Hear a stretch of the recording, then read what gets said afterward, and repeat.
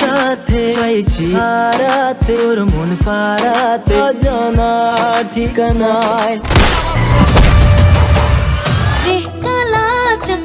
দেখিয়ে দেব আমি খেলা।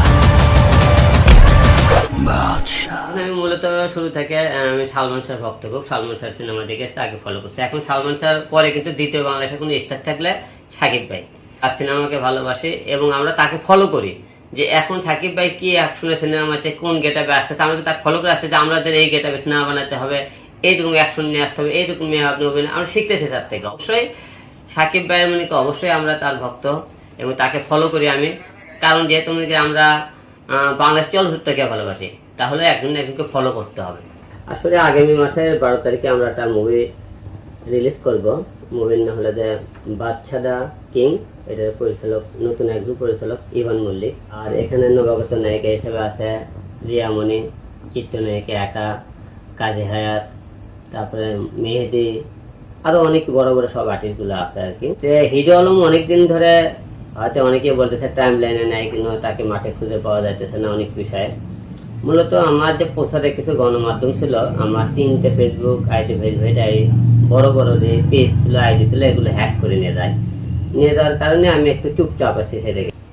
নতুন একটা মুভি নিয়ে আসতেছি, আমার 4টে মুভি অলরেডি কমপ্লিট। বাচ্চারা কিং, বৌজামের লড়াই, আইলাচুরা, নষ্ট হওয়ার কষ্ট। এখন এই মুহূর্তে বাচ্চাটা কিং রিলিজ করব, আর এর আগে আমার তো 3টে মুভি রিলিজ হয়েছে। বাচ্চার মুভিটা আসলে ভেতরে আমার হিরো আলমের লুক, গেট আপ, তারপরে অ্যাকশন একটু ব্যতিক্রম কিছু নিয়ে আসতেছে আর কি। দর্শক তো অল টাইম চাই একটা আমার যে একটা মুভি রিলিজ হয়েছে, আমি কেন যে কোনো পরিচালক বলেন, যে কোনো আর্টিস্টই বলেন, সবাই চাই যে আমরা এখন যে মুভিটা করেছি পরবর্তী মুভির এর থেকে আরো ভালো কি করা যায়, সবাই ভালো কিছু করার চিন্তা ভাবনা করে। আমি এরকম ভালো চিন্তা ভাবনা করে এর থেকে যাতে আরো ভালো করতে পারে, আরো ভালো করতে পারে, এরকম করে নিয়ে আসতেছে ভিন্ন রকম কিছু আর কি। বাচ্চা বছরে 2টে ঈদ, এই 2টে ঈদ সাকিব ভাইয়ের অল টাইম মুভি থাকে, যে সাকিব ভাইয়ের সাথে সিনেমা জীবনে রিলিজ করে হল পাবেন না। একটা সিনেমা অনেক কষ্ট করে, আমার তো কোনো প্রোডিউসার নেই, আমার নিজে মনে করে সৎ পথে টাকা দিয়ে আমি আস্তে আস্তে তিল করে সিনেমাগুলো তৈরি করেছি। আর আমি চাই না যে 2, 4, 5টা হল নিতে, যেহেতু আমার সিনেমা যাতে গ্রামগঞ্জে 68,000 গ্রাম বাংলা সবাই যাতে দেখতে পায়, এমন একটা দিনে রিলিজ করবো তো প্রতিটা জেলা আমার সিনেমাগুলো দেখতে পায়। সিনেমা তো দর্শকের জন্য আমি তৈরি করেছি।